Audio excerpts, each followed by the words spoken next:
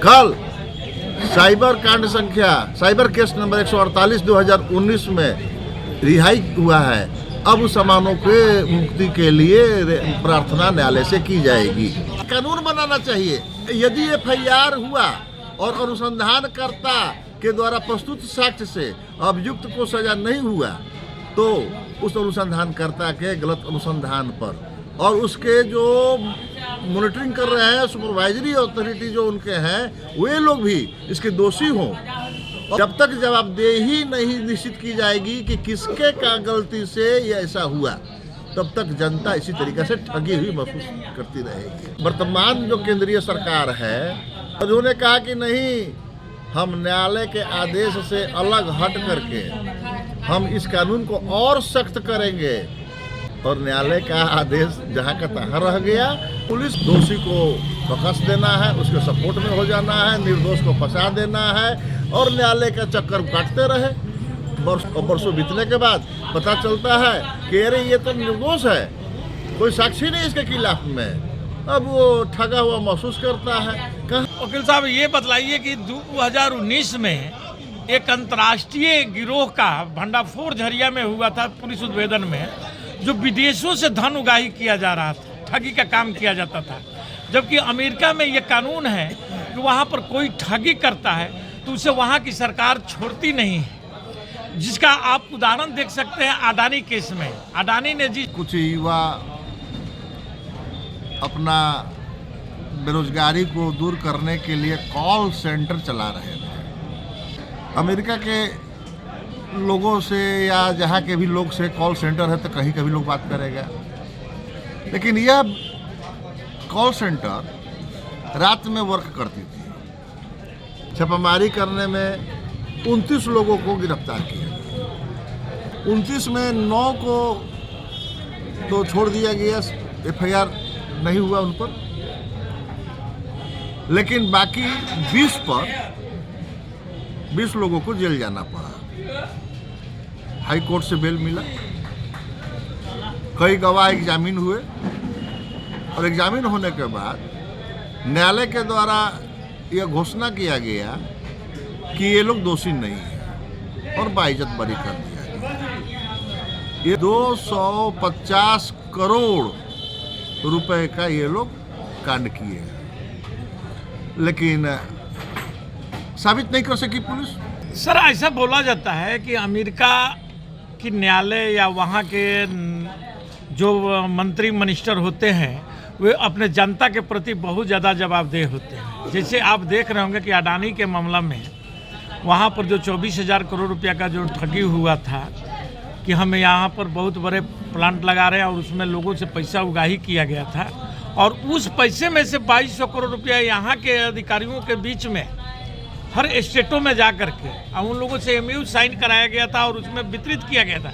जिस बात को वहाँ की पुलिस है, FBI वहाँ की सबसे मजबूत संस्था है पुलिस का, वह जांच करके ये रिपोर्ट निकाला कि इसमें फ्रॉड किया गया है, गलत किया गया है, घूस का लेन देन किया गया है और इसलिए अडानी पर एफआईआर दर्ज करने का और अरेस्ट करने का भी आदेश हुआ है, जिससे पूरा भारत की नाम छीछालेदर हुआ है। सर, तो क्या इस केस में वहाँ की अमेरिका सरकार कोई संज्ञान नहीं लिया?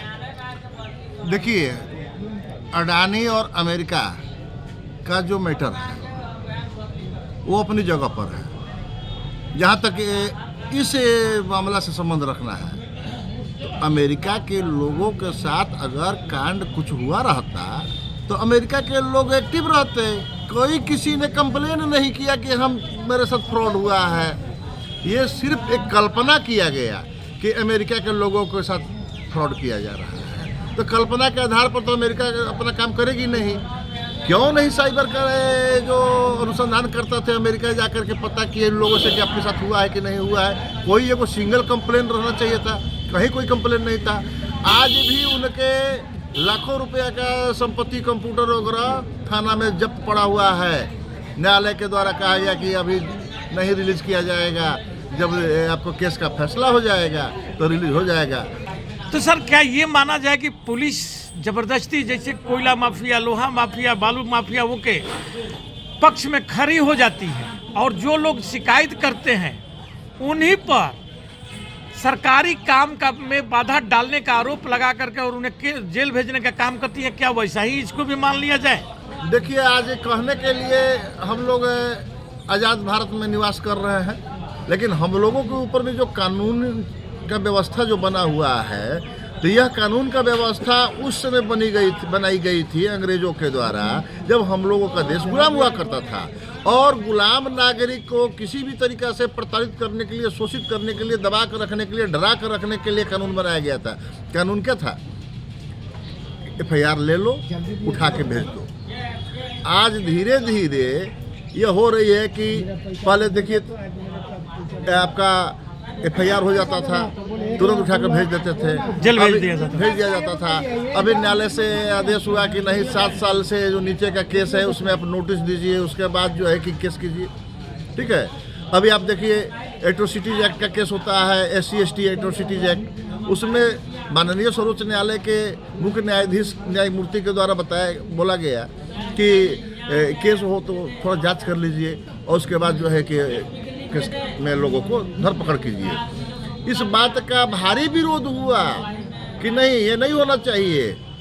और यहाँ तक कि वर्तमान जो केंद्रीय सरकार है, इसमें उस समय भी यही सरकार थी और उन्होंने कहा कि नहीं, हम न्यायालय के आदेश से अलग हट करके हम इस कानून को और सख्त करेंगे, और किया भी गया। और न्यायालय का आदेश जहाँ का तहाँ रह गया और जनता आज भी पीड़ित है, आज भी नहीं देखा जा रहा है। क्यों? तो वह सिर्फ एक वर्ग के द्वारा एक वर्ग को शोषित करने का एक हथियार बना, जो आज भी है, और उससे लोग शोषित हो रहे हैं। जहाँ तक पुलिस की बात है, तो पुलिस भी उसी पुराने कानून के अनुसार आज भी लोगों पर हुकूमत कर रही है। दोषी को बकस देना है, उसके सपोर्ट में हो जाना है, निर्दोष को फंसा देना है, और न्यायालय का चक्कर काटते रहे। बरसों बीत जाता है और बरसों बीतने के बाद पता चलता है कि अरे ये तो निर्दोष है, कोई साक्षी नहीं इसके खिलाफ में। अब वो ठगा हुआ महसूस करता है। कहाँ किसी व्यक्ति को इतना है कि हम फिर से न्यायालय में जाएं और सरकार से मुआवजा का मांग करें, इसके लिए केस फाइल करें, फिर मोटी रकम वकील समाज को दें। एक तो किसी तरीक़ा से रिहा हुआ, बोला चलो भाई न्यायालय को प्रणाम, दोबारा आने का हमको अवसर न मिले, और वो अपना किनारे हो जाता है। लेकिन ऐसी अवस्था में सरकार को, और केंद्र सरकार और प्रांत सरकार, जो भी सरकार है, यह विचार करनी चाहिए। बल्कि बहुत बहुत धन्यवाद सर, आपने हमारे दर्शकों को इतना समय दिया है। आपको भी धन्यवाद और आपके दर्शक को भी धन्यवाद। Thank you.